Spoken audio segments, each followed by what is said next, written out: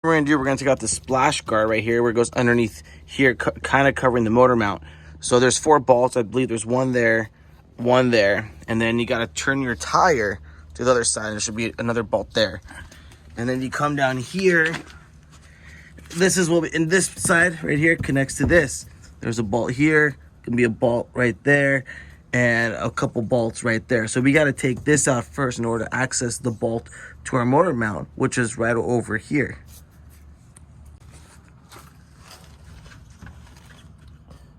Right there. So these 2 bolts, that one and that one, you got to take out. And then there's another bolt right in there. That's why we got to take this splash guard out.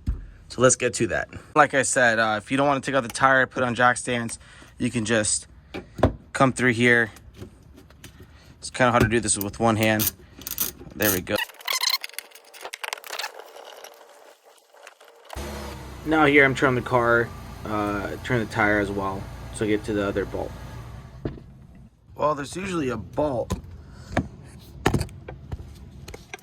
right over here, but I guess it came out somehow, so I have to unscrew that. But if your bolt's there, then obviously unscrew it.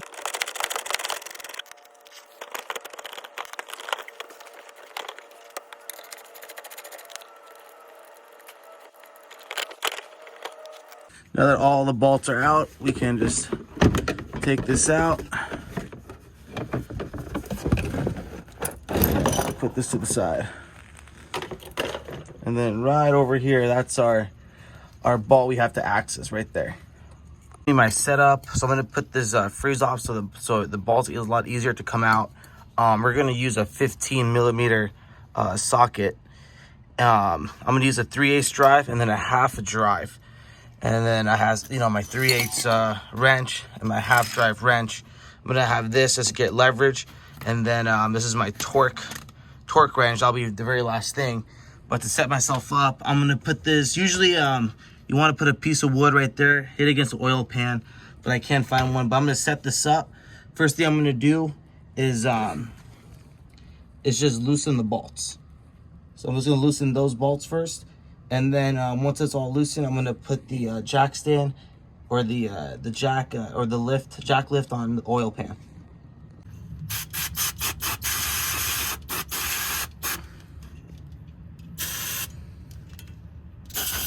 All right, now we're gonna get our 15mm. See, it's tight.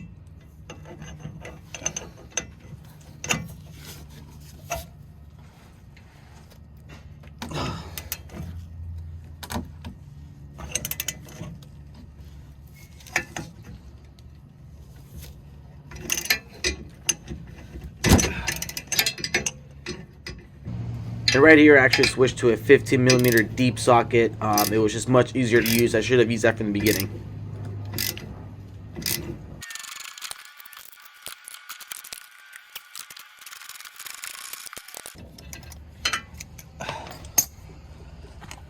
And right here is a 15mm socket. I didn't use a deep socket, but I used a 1/2 drive.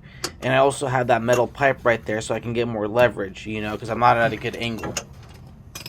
And then right over here, I switched to a wrench. Just made it so much easier to have one of these wrenches, especially once the bolt was loosened.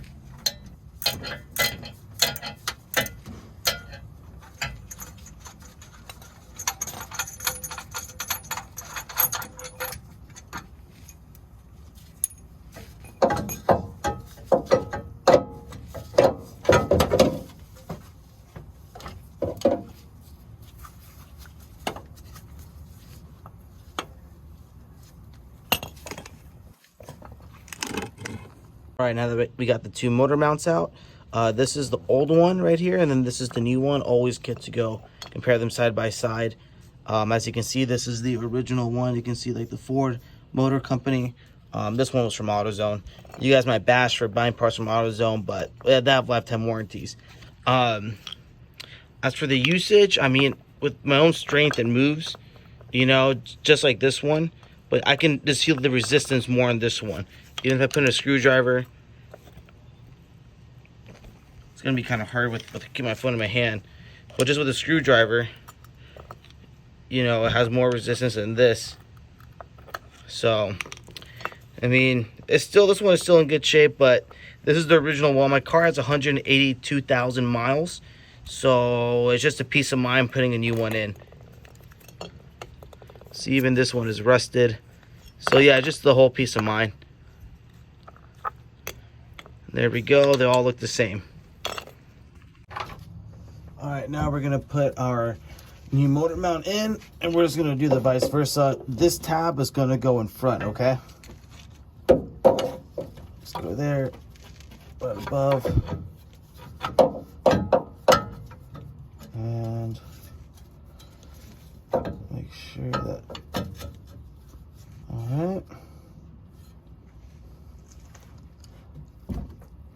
And one thing we should see is, and then we just gotta make sure everything gets aligned. We can just hand screw our sockets back in. Don't want to tighten it down.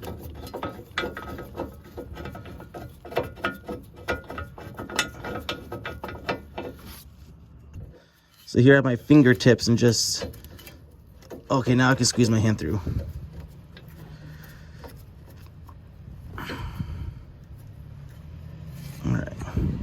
All right, so I just tighten, this hand tighten them. I'm just gonna tighten them a little bit more so there's enough threading. Again, you don't want to tighten these down all the way because when you put in the bigger nut in, you might have to move the engine with that, with the jack lift. So you want to keep these loose so when you move the engine, the motor mount pretty much moves with the car moves, if that makes any sense. But anyway, these two are in, they're still loose. Now the two bottom nuts are threaded in. That looks like it's pretty aligned. Got pretty lucky with that. So now we're just gonna put in our bolt in. All right, now we're gonna connect our nut back in. And like, again, I got lucky that it was all aligned. I'm just screwing this in.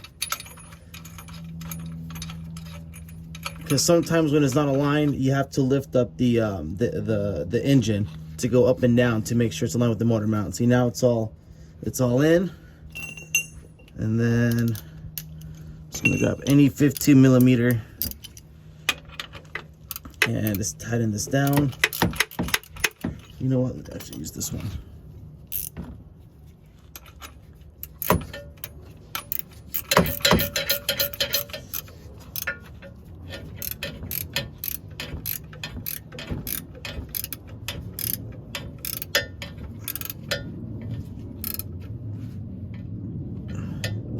So then don't forget that we have to tighten these two down.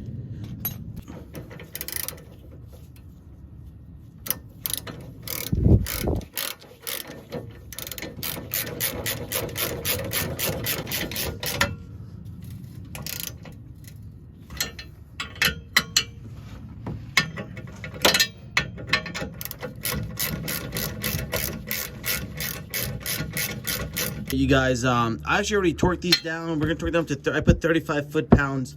I already torqued them down. I thought I was recording, but just to show you, I'm just gonna give like a little turn. You're gonna hear a click. There you go. So that's how you know it's already torqued to specification. And I believe it was one more on right over, and that's it. And that's how you change your engine motor mount on a 2008 or 2012 Ford Escape. And last thing we got to do is put back the splash shield to protect our transmission, anything that gets up into these components right over here. So put back the splash shield right there. And again, we did all this without jacking up our car, putting jack stands. So it's doable, you know. Just have patience, the right tools, and you're all set.